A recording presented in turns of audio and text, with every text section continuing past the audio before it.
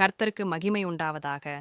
கடந்த சில நாட்களாக போதகர் ஜான் ஜெபராஜ் அவர்களை பற்றிய செய்திகள் சமூக வலைதளங்களில் பரவி வருகின்றன. இளம் வயதில் எந்தவித பின்புலமும் இல்லாமல் கடின உழைப்புடனும் தேவன் மீது கொண்ட விசுவாசத்துடனும் தன் இசைத்திறமையினாலும் வேதவசனத்தை பரப்பியவர் ஜான் ஜெபராஜ்.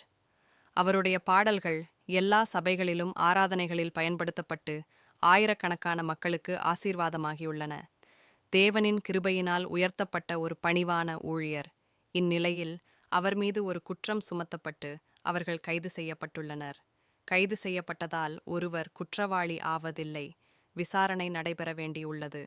உண்மை என்ன என்பது நீதிமன்றம் மூலம் உறுதி செய்யப்படும்.